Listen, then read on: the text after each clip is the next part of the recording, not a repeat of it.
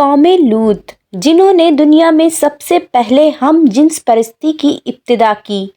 قوم لوط کی طرف شیطان نے کس عورت کو بھیجا تھا؟ اس عورت نے ایسا کیا کیا جسے قوم لوط کی عورتیں بھی ایک نئے گناہ میں مبتلا ہو گئیں؟ لاقیس کون تھی اور اس نے قوم لوط کی عورتوں کو کیا سکھایا تھا؟ شیطان اللہ کا نافرمان اور بنی آدم کا سب سے بڑا دشمن ہے، جو مختلف طریقوں سے لوگوں کو دھوکے اور فریب میں مبتلا کرتا رہتا ہے اور انہیں ورغلاتا ہے۔ قرآن و حدیث کے مطالعے سے پتہ چلتا ہے کہ شیطان صرف ایک مخلوق نہیں ہے بلکہ ابلیس کی ایک پوری نسل ہے اور اس کے بے شمار اولاد ہیں۔ قرآن مجید میں شیطان کا ذکر ملتا ہے، جو شیطان کے چیلے اور اس کے کاموں میں اس کے مددگار اور معاون ہے۔ بیان کیا جاتا ہے کہ شیطان کی کئی اولادیں ہیں جن میں بلعام نماز اور عبادات میں وسوسے ڈالتا ہے، مستور لوگوں میں افواہ پھیلاتا ہے، واسم گھر والوں میں لڑائیاں کرواتا ہے، مرہ گانے بجانے کے گناہ کو عام کرتا ہے، اور اسی طرح ابلیس کے کئی بیٹے اور پوتے ہیں جو مختلف کاموں پر مقرر ہیں۔ شیطان کی ان اولادوں اور ذریت میں ایک نام لاقیس کا ہے۔ دراصل لاقیس شیطان کی بیٹی ہے جسے ابلیس نے ایک خاص ڈیوٹی پر مقرر کرتے ہوئے قوم لوط کی طرف بھیجا تھا۔ قوم لوط دراصل تاریخ کی طاقتور اور مالدار قوم تھی جو اردن کے علاقے میں آباد تھے۔ یہ ایک سرسبز و شاداب علاقہ تھا جن میں سدوم اور عمورہ کے نام سے دو علاقے آباد تھے۔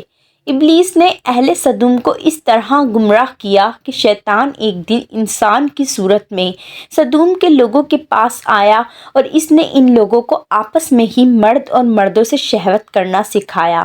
ان لوگوں کو یہ برا عمل بہت پسند آیا، لہٰذا یہ لوگ آہستہ آہستہ اس عمل کے عادی بن گئے اور وہ روزانہ بدکاری کرنے لگے، یہاں تک کہ اگر کوئی مسافر سدوم کے علاقے سے گزرتا تو یہ لوگ اس مسافر مرد کو پکڑ لیتے اور انہیں اپنا شکار بنا لیتے تھے۔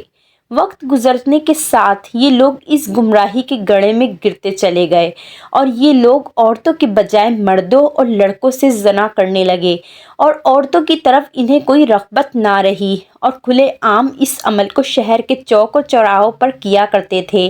ان کی ہر محفل میں مردوں کا رقص اور ان کے ساتھ عیاشی اور زنا کرنا ان کا دستور بن چکا تھا۔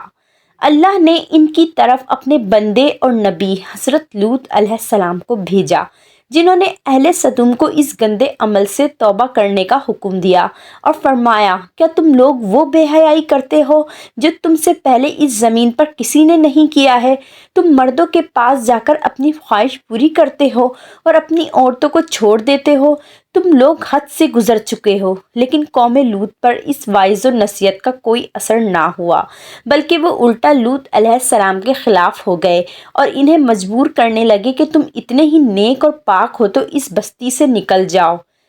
اہل سدوم کا مردوں سے زنا کرنا اور بدفعلی صرف ایک گناہ ہی نہیں تھا، بلکہ اس عمل سے وہ خدا کے بنائے ہوئے خاندانی نظام کو تباہ و برباد کر رہے تھے اور ایسی سنگین جرم کی ابتدا کر چکے تھے جس سے آرائش و نسل کا پورا قدرتی نظام برباد ہو رہا تھا۔ بہرحال جب قوم لوط کے مردوں نے اپنی عورتوں سے قربت کرنا اور ان سے اپنی خواہش پوری کرنا چھوڑ دیا تو ابلیس کے لیے ایک سنہرا موقع تھا کہ وہ اس قوم میں ایک اور گناہ کی ابتدا کر دے۔ لہٰذا ابلیس لعین نے اپنی بیٹی جس کا نام لاقیس تھا اسے اہل سدوم کی طرف بھیجا۔ لاقیس جنات اور شیاطین میں سب سے زیادہ حسین و جمیل خوبصورت تھی۔ ابلیس نے اسے حکم دیا کہ وہ ایک خوبصورت عورت کی شکل اختیار کر لے اور قوم لوط کی ان عورتوں کے پاس جائے اور انہیں ہم جنس پرستی کا طریقہ سکھائے جنہیں ان کے مردوں نے چھوڑ دیا ہے۔ لہٰذا لاقیس خوبصورت عورت کی شکل میں ان عورتوں کے پاس آئی اور ان کے پاس آ کر کہنے لگی، میں تباہ و برباد ہو گئی کہ میرا شوہر مجھے چھوڑ کر ایک نوجوان مرد کے ساتھ بدفعلی کرتا ہے، لہٰذا اب میری جوانی، میرا حسن، سب کچھ برباد ہو گیا ہے اور سب یوں ہی رائے گا جائے گا۔ یہ سن کر قوم لوط کی دیگر عورتیں بھی واویلا کرنے لگیں اور اپنے شوہر کو برا بھلا کہنے لگیں۔ پھر لاقیس نے ان عورتوں سے کہا، ہم بھی ان مردوں سے بے نیاز ہو جائیں گے اور ان کی طرف محبت نہ کریں گے جس طرح سے وہ ہم سے بے نیاز ہو چکے ہیں۔ ہم سب کو ان مردوں کی کوئی ضرورت نہیں، ہم اپنی خواہشات کو آپس میں ہی پورا کر سکتے ہیں۔ اس پر ان عورتوں نے لاکیس سے پوچھا، وہ کیسے؟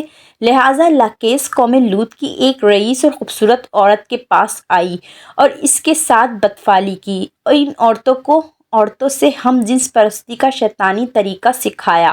اس رئیس عورت کو یہ عمل بہت پسند آیا، لہٰذا وہ عورت سدوم اور عمورہ کی دوسری عورتوں کے پاس گئی اور ان سب کو بھی اس طرح کرنے کو کہا۔ عورتوں کے درمیان ہم جنس پرستی کے اس طریقے کا آغاز ہو چکا تھا۔ جب ان کے مردوں نے دیکھا کہ عورتیں عورتوں کے ساتھ اپنی شہوت پوری کر رہی ہیں تو ان کے مردوں نے اپنی عورتوں کو منع نہیں کیا، وہ خود بھی ہم جنس پرستی کے گناہ میں ملوث رہے اور اپنی عورتوں کو بھی اس گناہ میں شریک کرتے رہے۔ آخر کار جب قوم لوط کی سرکشی اور گناہ حد سے تجاوز کر گیا تو اللہ تعالیٰ نے ان پر پتھروں اور آگ کے انگاروں کا عذاب بھیجا جس سے ان کے جسم کے پرخچے اڑ گئے۔ سدوم اور عمورہ کی 5 بستیاں بالکل تباہ و برباد ہو گئیں۔ سدوم اور عمورہ اور اس کے علاقوں میں ہونے والے اس ہم جنس پرستی کے گناہ کا ذکر نہ صرف اسلام بلکہ توریت اور انجیل میں بھی ملتا ہے، جس میں ان علاقوں کو یعنی سدوم اینڈ گمورہ سن سٹی کہا گیا ہے۔ اس کے علاوہ قدیم یونان کی تاریخی ریکارڈز میں بھی سدوم جیسے گناہ گار شہر کا ذکر ملتا ہے، جس کے مطابق سدوم اور عمورہ تاریخ انسانیت کے وہ پہلے علاقے تھے جہاں سے ہم جنس پرستی یعنی ہومو سیکسولیٹی کا آغاز ہوا تھا، اور ابلیس کی بیٹی لاکیس نے بعد میں بھی گناہ کا اضافہ کرتے ہوئے وہاں کی عورتوں کو ہم جنس پرست بنا دیا تھا، جسے جدید دور میں لیسبین کمیونٹی کا نام دیا جاتا ہے۔ سدوم اور عمورہ کے بعد ہم جنس پرستی کی یہ بیماری قدیم مصر، یونان، چین، افریقہ، یورپ میں بھی پھیلتی چلی گئی۔ دور جدید میں یورپ، امریکہ نے ہم جنس پرستی کی سب سے زیادہ حمایت کی، جو ترقی یافتہ معاشروں میں بھی بحث کا موضوع بن گیا اور اس گناہ کے جرم کو حقوق انسانی میں شمار کرنے کے مطالبے کیے جانے لگے۔ دراصل اللہ تعالیٰ نے ہر جاندار کے نر و مادہ جوڑے پیدا فرمائے ہیں۔ یہ نر و مادہ جوڑے نسل کی بقا کے لیے ہیں۔ ان کا آپس میں جنسی ملاپ قدرت کے قانون کے عین مطابق ہے۔ انسانی قانون کسی حال میں بھی قانون الہی کا بدل نہیں ہو سکتا اور قوانین الہی کے فائدے اور برکات کو کسی انسانی قانون کے ذریعے حاصل بھی نہیں کیا جا سکتا۔